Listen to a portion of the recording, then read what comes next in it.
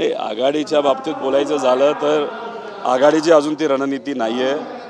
पण देशातले युवा ज्यांनी नीटच्या बाबतीतले खूप मोठं आंदोलन या देशामध्ये उभं केलं होतं आणि ज्या आंदोलनाला बघून केंद्र सरकारचा अहंकार त्या ठिकाणी मोडला गेला होता, त्या युवांच्या संघटनेने आता निर्णय घेतलेला आहे की आपल्याला EVM बद्दल एक आंदोलन त्या ठिकाणी करावं लागेल. पण सुरुवात करत असताना त्यांनी एक प्रश्न विचारला आहे की आता EVM बद्दल आपलं मत काय.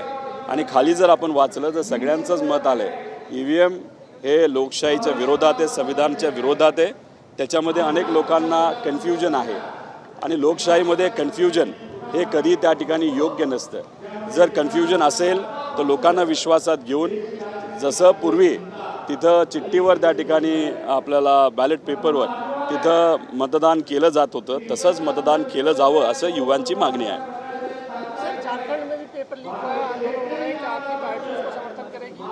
नहीं, एक तो महाराष्ट्र में भी MPSC हो या उसके साथ CET हो, उसके बारे में भी यहाँ पे पेपर फूटा है, ये सिद्ध हुआ है. अभी उसके लिए हम वहाँ पे लड़ रहे हैं. तो इसीलिए ये जो MPSC हो या गवर्नमेंट की एग्ज़ाम्स का पेपर हो या CET का पेपर हो, वो अगर वहाँ पे लीक होता है तो वो जो कॉमन मैन होता है, उनके जो बच्चे होते हैं, उनको वहाँ पे तकलीफ़ होती है. जो पैसा जिसके पास है उसको ही वहाँ पे अच्छे मार्क्स आते हैं.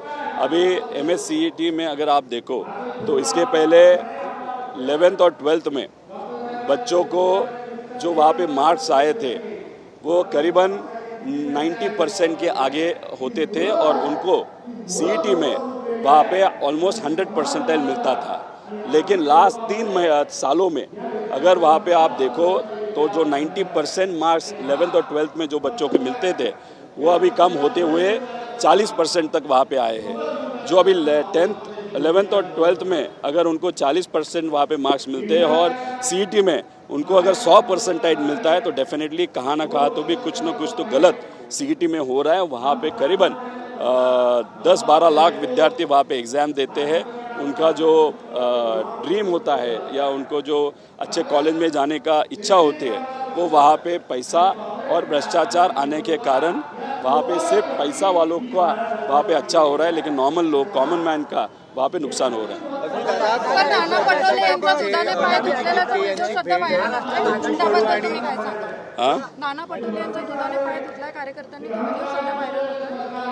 आता कशासाठी त्यांनी पाय धुतले हे आपल्याला बघावं लागेल. आज कधीही आपण जेव्हा काम करत असतो तेव्हा सिस्टमच्या वर नाही तर कार्यकर्त्यांच्या वर कधीही त्या ठिकाणी आपण नसतो.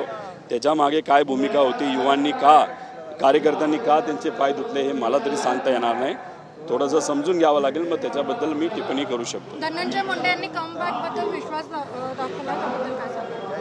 त्यांना कमबॅक करायचे पण लोक त्यांना कमबॅक करून देणार नाहीत. माफ करा, याची अभिजित दिपके यांची भेट घेतली, बच्चू कडूंनी संजय शिरसाट यांनी भेट घेतली, त्यावरून आता महायुती थेट नाराजी झालेली आहे. याच्यावर आता खरंच ते स्वतःच्या डोक्याली तिथं गेले होते का एकनाथ शिंदे साहेबांनी त्यांना पाठवलं होतं, नंतर नाराजगी व्यक्त केली, हे आपल्याला तरी तिथं सांगता येणार नाही. पण राहिला प्रश्न अभिजित दिपकेंचा, ते न महायुतीच्या कुठल्या पक्षामध्ये न भाजपमध्ये त्या ठिकाणी जाणार आहे. त्यामुळे काही कितीही प्रयत्न केला तर ते त्या महायुतीच्या विचाराबरोबर तिथं काम करतील असं मला तरी वाटत नाही.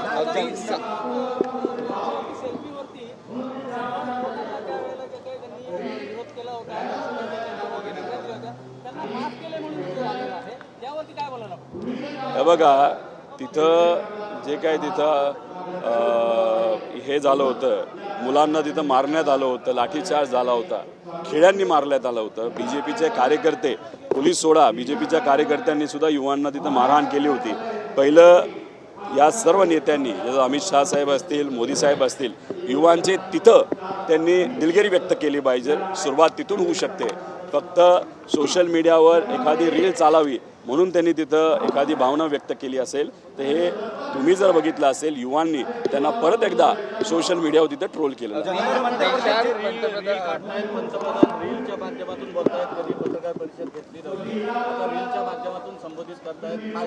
आमचा पत्रकारांवर विश्वास आहे, आमचा लोकशाहीवर विश्वास आहे, त्यांचा तसा रीलवर विश्वास आहे.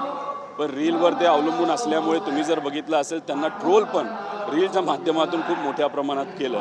पूर्वी मनमोहन सिंग साहेब हे तिथं पत्रकारांना सातत्याने भेटत असत. जेव्हा भारताच्या बाहेर प्रवास करत असत तेव्हा पत्रकारांना ते स्वतःच्या विमानामध्ये तिथं घेऊन जात होते. आणि मग काय झालं, कसं झालं, काय या देशामध्ये आपण करणार आहोत, कसा फायदा आपल्याला देशाला त्या दुसऱ्या देशाकडनं होणार आहे, याचा संवाद हा आधीच्या पंतप्रधानांचा आणि पत्रकारांचा होता. पण आत्ताचे पंतप्रधान पत्रकारांशी न बोलता रीलवर बोलतात, हे मात्र दुर्दैवी आहे. केंद्र शिक्षण मंत्री हे देवेंद्र फडणवीस होतील आणि त्याचबरोबर हे पंतप्रधान नरेंद्र मोदी आणि फडणवीसांना देखील माहिती आहे असं थेट सामना अग्रलेखातून करण्यात आलं. मला वाटत नाही फायनान्स मंत्रालय हे कदाचित तिथं आपल्या महाराष्ट्राच्या मुख्यमंत्री साहेबांना पाहिजे असावं, पण त्यांना तिथं मिळालं नाही का त्यांनी त्याला नाकार दिला हे आम्हाला तरी सांगता येणार नाही. पण काही ना काहीतरी मूवमेंट दिल्लीमध्ये आपल्या महाराष्ट्राच्या मुख्यमंत्र्यांची आणि तिथे असणाऱ्या नेत्यांनी त्यांना तिथं विनंती केली की तुम्हाला दिल्लीमध्ये यावं लागेल. सामनामध्ये असं देखील लिहिलंय की राज्यात जे त्यांचा आवडता मुख्यमंत्री होईल, म्हणजे फडणवीसांचा आवडता मुख्यमंत्री असं देखील लिहिलंय. मला असं वाटतं की त्यांचा आवडता होईल का अमित शहा साहेबांचा होईल ते नंतरच आपल्या सगळ्यांना कळेल. दादा, शेकाप डावी इंडिया आघाडीसोबत राज्यात आहे, तर केंद्रात आणि राज्यात सर्व डावी आघाडी ही इंडिया आघाडीसोबत असणार आहे का? याच्या आधी राहिलेले आहेत, याच्या पुढेही राहतील असा विश्वास आहे. जंतर मंतर ज्या ठिकाणी आंदोलन पार पडलं हे देशविरोधी आंदोलन होतं असे RSSचे वरिष्ठ नेते त्यांचं म्हणणं आहे. आता मग तुम्ही घाबरला कशाला या युवांना? मोठ्या प्रमाणात हे युवा रस्त्यावर आले आणि तुम्ही घाबरला, तुम्ही बॅकफूटवर गेला. म्हणजे कुठं ना कुठं तरी या युवा शक्तीला तुम्ही घाबरला. आणि आत्ता जेव्हा युवा शक्ती आता आपापल्या घरी गेलेल्या आहे तेव्हा तुम्ही आता धीटपणा दाखवत त्या युवांवर जर बोलत असाल तर त्याला धीटपणा आपण म्हणत नाही, त्याला घाबरूटपणा आपण नक्कीच तिथं म्हणू शकतो. अभिजित दिपके आहेत, हे बाहेरगावी शिकलेत, अमेरिकेत शिकले. त्यांचा खर्च एवढा कसा यासाठी एक आयडिया देखील टाकण्यात आलेला आहे. अभिजित दिपके यांचे वडील एक कनिष्ठ अभियंता आहे, त्यांचा पगार 65 ते 70 हजार आहे, तर बाहेरगावी कसं शिकले. बघा, तुम्ही ज्या मोठ्या कलाकार, त्यांचं नाव मी विसरलो, त्यांनी युवांबद्दल आणि महिलांबद्दल भाजपच्या खासदार तरी अतिशय खालच्या लेवलला जाऊन तिथे स्टेटमेंट केलं. आणि ते बोलत असताना काय बोलतात की हे जे काही मॉडर्न आणि वेस्टर्न हा जो विचार आहे तो देशासाठी योग्य नाही. पण या देशामध्ये अनेक असे मंत्री आहेत भाजपचे ज्यांची मुलं हे अमेरिकेमध्ये आणि लंडनमध्ये तिथं अभ्यास करत आहेत, शिक्षण घेत आहेत. त्याचा विरोध आम्ही करत नाही. त्यामुळे भाजपचे दाखवायचे दात वेगळे आणि खायचे दात वेगळे. आता अभिजित हे बाहेर शिकला असेल त्यात काय अडचण आहे, त्याला स्कॉलरशिप मिळाली असेल ना तर कसंही मिळालं असेल ते नंतर त्या ठिकाणी आपल्या सगळ्यांना कळेल. रोहित दादा, नवी मुंबईत पुन्हा महायुतीत एक फेरा पाहायला मिळतो. एकनाथ शिंदे यांची स्पष्ट योजना आहे, मात्र गणेश नाईक त्या योजनेवर आता सध्या नाराज आहे. त्यांच्यात वाद आहेत. भाजप आणि एकनाथ शिंदे साहेबांचा पक्ष हा विविध शहरांमध्ये मतदारसंघामध्ये आपापल्या विरोधात त्या ठिकाणी काम करताना बघितलेलं आहे.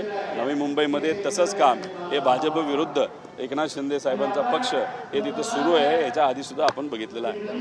सर, एक स्थानिक प्रश्न आहे. आठवडाभरापूर्वी स्थानिक आमदार महेंद्र थोरवे यांनी महावितरण अधिकाऱ्यांना कानाखाली लावेल असं वक्तव्य केलेलं आहे, त्याबद्दल काय सांगू? हे चुकीचं वक्तव्य आहे. अधिकाऱ्यांबद्दल असं बोलणं हे योग्य नाही. तुम्ही सत्तेत आहात, सत्तेत असेल तर तुम्ही अधिकारी तुमचं काम केलं पाहिजे, पण तुम्ही कानाखाली मारणार अशी भाषा जर करत असाल तर हे योग्य नाही. उंबरनेवाडीवरती देखील आपण एक वक्तव्य केलं होतं, पण महेश पालजी जे स्थानिक आहेत ते मात्र इकडे अद्यापही लक्ष देताना पावत मिळत. त्यांना नेमकं काय सल्ला द्यायला? काय उंबरनेवाडीचं दुर्गम भागातलं आपण ट्विट केलं होतं, जळीत महिलेला नेलं होतं, त्या प्रकरणावरती काय बोलाल? आता तुम्ही सत्तेत आहात, महेश पालजी तुम्ही विकासासाठी तिथे गेलेला आहात, तुम्हाला निधी मिळावा यासाठी गेलेला आहात, तुम्ही तुमच्या प्रॉपर्ट्या मोठ्या झाल्या, पण गरिबाला झोळीत जर जाता येत असेल, जावं लागत असेल, त्याच्यावरनं गरिबाचं वाटोळं त्यांच्या मतदारसंघामध्ये झाले आणि नेत्यांचं मात्र त्या ठिकाणी बरं चाललंय हे आपल्या तिथं म्हणतं आहे.